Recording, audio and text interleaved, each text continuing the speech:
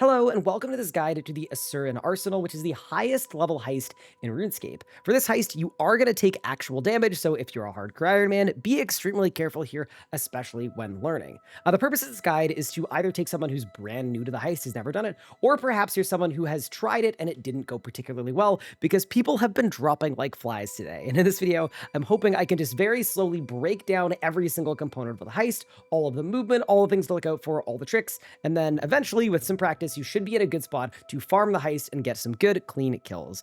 Even though the minimum requirement for this heist is level 108 thieving, I actually wouldn't recommend coming here until you're at least level 110, and then that way you can use the Abyssal Lurker scroll in order to boost you to 114, and that's going to allow you to get max loot. You won't be able to loot any of the safes, and because of that, you're going to be running a very long dungeon. You're going to have to go way out of your way. You're going to get a slower run, you're going to get less XP, and you're going to get less loot. So I'd strongly recommend, at very minimum, being at least 110 with a boost, or just a base of 114 if you don't want to have to worry about boosts. But with that said, let's very quickly go over what I have in my invent and my gear and all that stuff, and then let's get into the heist.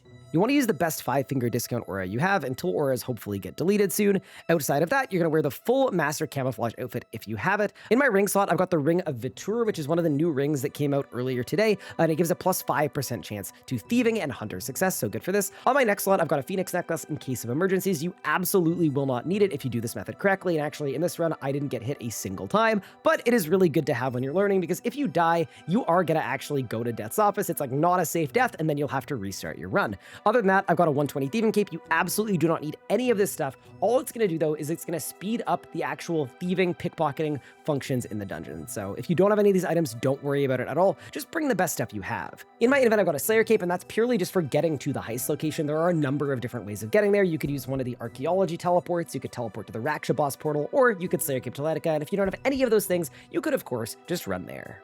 I also have a stethoscope and a lockpick. The stethoscope is for cracking the safes. The lockpick is for breaking locks. You do need both of these things, although if you have the Master Thieves versions in your tool belt, then you don't need to bring anything, but I do not have either on this account, so we're gonna go with what we have. Outside of that, I've got an Excalibur for the heal. It's completely optional. I've also got a luck ring, and then I've got some rock tails just for a little bit of healing, which we will not need if we don't make any mistakes. And then the last item in my invent is the looting bag that you get as soon as you begin the heist. In terms of familiars, there are a lot of decent options. We talked about the Abyssal Lurker earlier, but you could also bring something like a Hellhound if you want to take reduced damage. Last but not least, I wanted to mention a couple archaeology relics that can be helpful. I really like having the Shadow's Grace relic on. If you have it, it's really awesome. It'll save you probably 30 to 45 seconds, although if you don't have it, it is not the end of the world. And the other really good one when you're learning is Persistent Rage, because it's going to keep your adrenaline to full, and then it's going to constantly replenish throughout the heist. And what that means is you can use Regenerate over and over and over again throughout the heist in order to continually replenish your HP. The other thing that's really nice is if you get in a really bad situation, if you wanted to bring a Nexus and use the Barricade ability,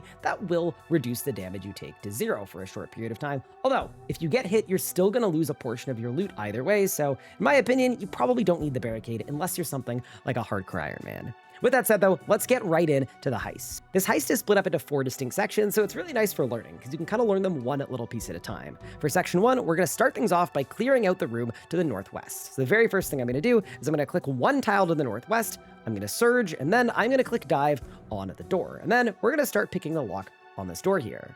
As soon as this door opens, you're going to see 2 chests in the room as well as a series of levers. We're going to start by looting the 2 chests, and then we're going to get to the lever. As soon as the doors open as well, you don't automatically gain the ability to run through them. You actually have to click on the door to click pass. While I pick the locks on these chests, something you're going to notice about this route in particular is that I'm actually not clearing 100% of the heist because your loot caps at 500 points. So this is going to get you to exactly 500 points in a way that is pretty quick and pretty efficient. But it also means that we have the ability to skip certain chests and skip certain safes if we want to in order to save ourselves some time. With that said, now that our 2 chests have been looted, I'm going to operate the system controls, and what that's going to do is you're going to see a dragonkin who's currently scanning a little bit to the east there. And what it's going to do is it's actually going to deactivate him for a short period of time. If you want to run the whole way, I think you can, but you're much better off using your mobility abilities like Surge and Dive. So what I'm going to do here is I'm going to go through the door, I'm then going to surge to this exact location, right kind of on the corner here of the southwest, and then I'm going to dive directly to the barrier, and I'm actually going to be able to skip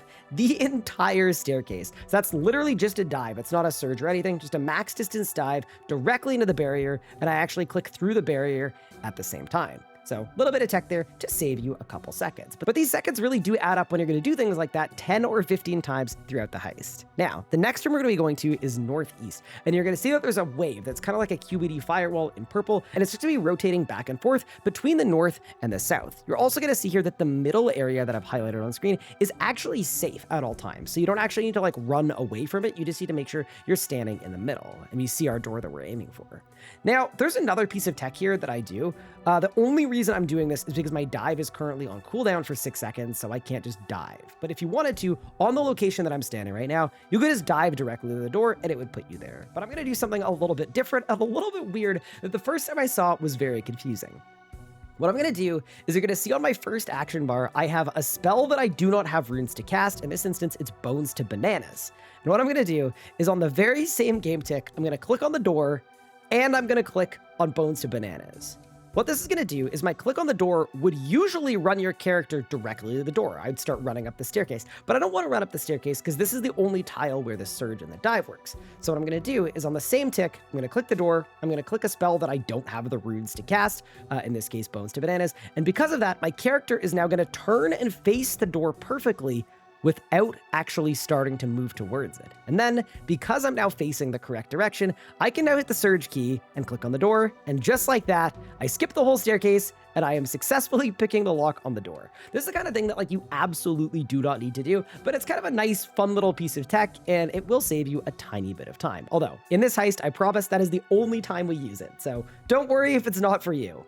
Okay, so picking the lock on the door, the only thing you want to do is just make sure that whenever the fire wave comes back towards you, you just want to click back into the middle so that it passes over you without you getting hit. Once the chest has been looted, I'm just going to dive south and I'm going to activate the Dragonkin pylon with the code card that I received from one of the 3 chests. You're not always going to get it from the same chest, but it's guaranteed at one of the 3, so as long as you loot the 3 chests, you will be good to continue. Now, it's very important that before you go back into this hallway, you pay attention to where the firewall is because you don't want to get hit on your way out. Now, all I'm going to do once I leave the door is I'm going to stand 1 tile northwest so that I'm standing at a diagonal, and then just like that, I'll be able to hit surge and get all the way back down the stairs. And that is the end of section 1. So if you've made it this far, congratulations, you're about a quarter of the way through the heist. Not so bad so far. Now, let's get into part 2, which is the part that I think the most people have a bit of trouble with. So with that said, let's get into it. As soon as you pass through this barrier, you will not have to go back to the southern part of the room at any point. So we're completely done with this area. We can erase it from our memory. But now, you're going to see some cannons and a lot of fire. So with that said, let's head on down the stairs. And the very first thing I'm going to do is I'm going to go for that chest that's a little bit to the east here. And the easiest way to avoid all the cannons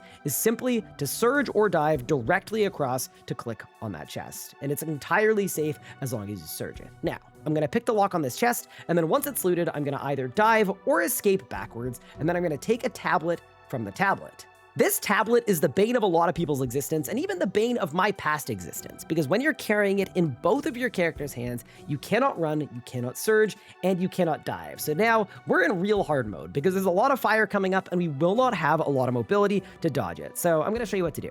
First off, all of these cannons fire 5 times in a row and then take a brief pause. So what we're going to do is I'm going to look at the cannon closest to my character to the right side, to the east, and as soon as it's fired 5 times, I'm just going to click between the 2 cannons. That's 1, 2, 3, 4, 5, click. And just like that, we are safe. Something I'm going to mention here is I wouldn't worry too much about your kill times when you're first starting these heists. I would focus on just taking your time at being patient and making sure your movement is precise. And the reason I say that is because it's really easy to get ahead of yourself and try to make these crazy, fast, swingy moves, and it's really easy to lose a bunch of your loot and end up throwing the entire thing in the garbage. The reason I mention that is you could very easily wait here and just wait for the second cannon to fire 5 times before you move, but what I generally like to do here is immediately after the first one, the second one is going to be staggered ever so slightly, so usually you can just go right away. I'm going to play it back one more time, just so you can see it kind of in real time. I won't pause it or anything like that. You're going to see the 5 hits, I'm going to click, I'm going to move 1 north, and then I'm going to click again. This next part looks pretty daunting, but it's actually really easy as long as you're patient, because the cannons don't move or change their angle whatsoever, so they're only covering 4 of these tiles. So all you need to do is just make sure that you're focusing on the cannon that is nearest to you and most in front of you on the path. So in this instance, I'm focused on the 3rd cannon from the bottom. I'm just going to wait for the fireball to pass my character, and then I'm going to click. And then the exact same thing is going to happen here. I'm going to wait for the fireball to pass my character, and then I'm going to click. One other mechanic you're going to see here is you're going to see a dragonkin that is currently scanning. And you're actually going to see that in this room, there are 3 different locations that this dragonkin can be on, and he just alternates between the 3. It's completely RNG as to where he's standing at which point, but there is an animation when he's spawning in. And if he catches you, he's going to take some of your loot and he's going to send you to the beginning of section 2. So it's something to just be mindful of. If you see any kind of animation happening on that plinth, or you just see the dragonkin there, you just want to be patient and you want to wait for him to despawn. But on this run, I was pretty lucky because he despawned just in time for me to keep it moving. You're going to see some rooms to the east, but we're not really worried about looting anything right now. We need to deal with this tablet to get the door unlocked. So we're going to run north, and then we're going to run all the way to the west. There's another really cool move here coming up that I think makes one of the hardest parts of the dungeon extremely trivial, but it does require some precise timing. So I'm going to show you kind of a couple ways to do it. But first off, we've got another one of those scanning dragonkins, so we're just going to wait until he leaves us alone and goes somewhere else. Once he despawns, all I'm going to do here is I'm going to wait until the fireballs hit right in front of my character, and once they land just like that, I'm then going to click. And I'm very thankful of these jars that are blocking a lot of the fireballs. And then all I want to do is stand directly here. This is a safe area. Even if the dragonkin comes back, he will not detect you from here. And now all we're going to do is I'm going to right click place tablet on the lectern. That's where we want to deposit the tablet to kind of drop it off, gain the ability to move quickly again, and proceed to the next section of the room. You're also going to see a crazy amount of cannons shooting fire in a pattern that looks absolutely daunting and a little bit terrifying. So there are a couple options here. The first option you could do here, which is the safe option, is you could just run all the way along the east wall, because this east wall actually doesn't have a cannon. So all you would do is you'd wait for the cannonball in front of my character to go by, and then you would click all the way to the east, and you just run all the way up the wall. Then you'd run all the way south, and then you would just stagger it so that you were not getting shot, and you just click across, and you'd be able to walk across. But an even better and an even faster way of doing this that does require a bit of precise timing is just to right-click place tablet on the lectern, and then all you're going to do here is you're going to wait until this last cannon, the furthest one to the west, fires, and you're going to wait until the cannonball crosses the threshold of the door. As soon as the cannonball crosses the threshold of the door, all you're going to do is click, and it's going to look really, really sketchy, but I promise you it works every single time. So you're going to see it right here. There we go. The cannonball's been fired. I'm not clicking yet. And the second it crosses the threshold of the door, you'll see my red X. I click. And then your character is gonna do this. This looks so sketchy. But yeah, even though a cannonball passed directly through my character, works absolutely every time.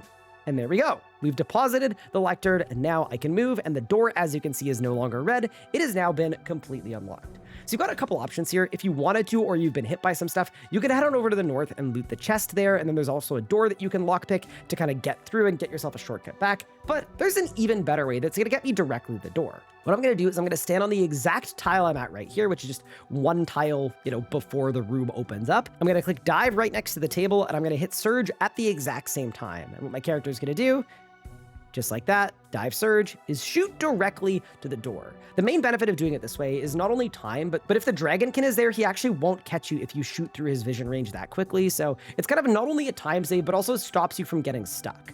But we're actually not done yet, and we're not actually going through this door. We're just getting right up to it, and we're getting out of that other area. Because now that we're not carrying a tablet, we've got a little bit of looting to do. First thing I'm going to do is I'm going to crack the safe directly to the south. Be very mindful when you're cracking the safe that the dragonkin doesn't spawn in on you, because if he does, you're just going to be reset back to the start, and it's going to lose you a lot of time and a lot of loot. But once we've got the safe open, there is one more safe we're going to do in this section before we head into section 3. I'm just going to do a little surge and a little dive, nothing super special or fancy. I'm just kind of hitting buttons there. I'm going to climb through the opening, and then we've got one more safe to crack before we head on to section 3. This is the part that for a lot of the day, I saw absolutely riddled with bones, and also riddled with my own bones, because it is really, really difficult to get the timing down. It's very finicky. It just takes practice. But remember, you've got your Phoenix necklace. Remember, you can put the food in as well. Eat food whenever you get hit. Make sure you're as high life points as you possibly can be, just to give yourself a little bit more room for error and the chance to learn a lot of these movements.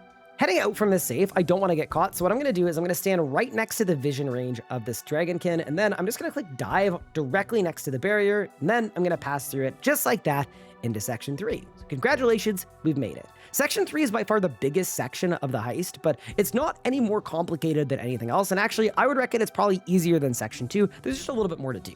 First thing I'm going to do, though, is I'm going to head into the northeast room, and we are going to pick the lock on this chest. Everything in this northeast room works exactly the same, but you're going to see that there's one single spot of fire on my screen. It's directly to the east of my character, and it's just going to keep going around in a counterclockwise circle. So all you need to do is, before it gets to you, just take a step back and then continue plundering. I'm going to take one more step back, I'm going to take one more step forward, and then, just like that, we've got the chest open. But we're actually clearing the entirety of this room. I'm then going to click on the northwesternmost edge of this table, and instead of having to run all the way around the room, I'm just going to hit surge, and that's going to take me directly to this strange conduit. There are 2 of these on this floor, and each of them need to be hit to unlock the door to the 4th section. So I'm going to click on the conduit, just like that. There's a small beeping noise in the distance, which is just like a good sign that we've actually unlocked part of the door. And now there's going to be 2 chests, one regular chest and one ornate chest to grab, and then there's a safe to grab in this room as well. Just keep stepping forward and stepping back. Something I want to mention too, the regular chests just give a little bit less loot than the ornate ones. You'll see a bit of a difference in that, but functionally they work exactly the same. It's not a new mechanic or anything different that you have to do. After this ornate chest is looted, I'm just going to dive directly to the east and then start cracking this safe.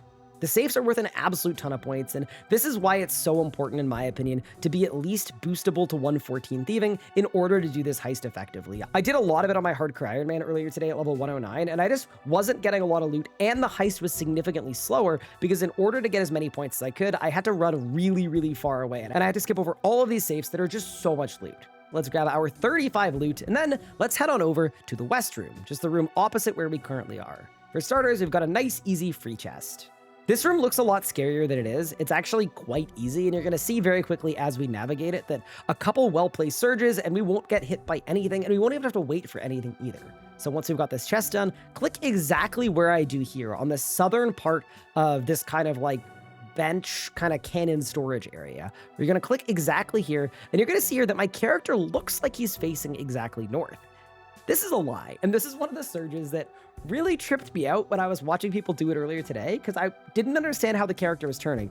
The way that this works is because I click directly from the base of the chest to where I'm currently standing, my character is actually at an angle. He's not facing straight at all, even though he looks like he is. So all I'm going to do here is I'm literally just hitting surge, and it shoots me directly sideways. Don't know why that is the case, but that is the case. So I'm going to hit surge there, I'm moving sideways, and just like that, we're able to keep it moving. Now I'm going to run all the way north. It's worth noting this cannon, even though it looks like it might kind of hit you directly south of my character, it actually doesn't. So I'm just going to move all the way north, and then I'm going to dive to another safe that I'm going to grab before we click on the conduit and get our door unlocked. Let's activate the conduit, and then the next move I'm going to do here is I'm going to surge north and make sure that I'm just flat completely against the wall here. As long as you're against the wall, even if the cannon shoots, it's not actually going to hit you.